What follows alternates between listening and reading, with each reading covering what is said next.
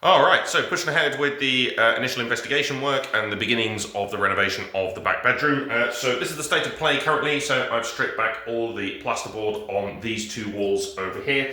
And as you can see, there is quite a significant damp build-up down there, in particular around the window.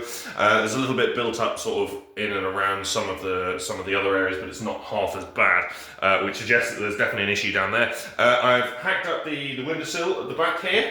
And basically there are some gaps. So basically there was some stone missing. So that giant gap down there, it was just hidden underneath a couple of little slabs of broken plaster here. And yeah, basically down in behind the windowsill, there's no insulation or anything whatsoever. So I think what's been happening is the moisture's been just moving through the wall freely.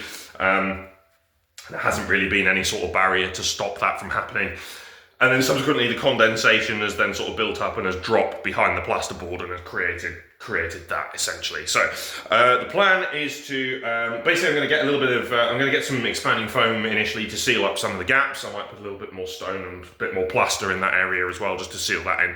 And I'm also going to, I'm going to get a few, or possibly one giant thick board of Kingspan in that windowsill in there, just to provide a bit of a barrier, and then use some expanding foam to seal all around in there, and then that should hopefully provide a little bit of insulation as well as a moisture barrier. And then subsequently with this, what I'm going to do then is, luckily there's a thin layer of paint that's on the wall. I think so initially what's happened is there's a thin layer of paint. Oh, there's a cat. Hello, do you see the cat? There's the cat, look. Hey! There he goes. We've caught the cat. It's not my cat.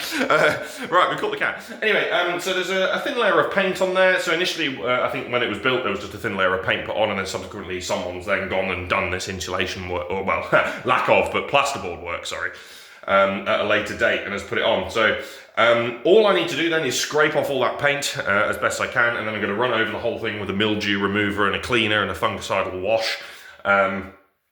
Just to try and get rid of it all and basically sort of clear out as much of the mold as possible. And then once it's dry, I can then go over it with some, well, just as a basic sort of maybe a damp-proof membrane or something like that. And then subsequently we can then start to look at insulating and then putting the plasterboard on. The battens themselves are okay. They're not withered in any way or whatnot. They're just quite old, but they're pretty strong and sturdy. I've whacked a few nails into them just to see sort of how strong they are, and they're actually pretty strong. So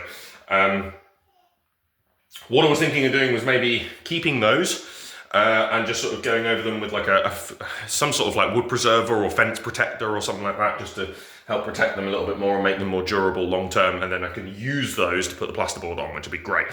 So that's going to save me a hell of a lot of drilling work, although there are some gaps where I might actually put some more battens up, and just to strengthen it a little bit more with some new battens. But other than that, yeah, it's a long job, but it's fairly simple, really. It'll just take a while to get done. So let's crack on.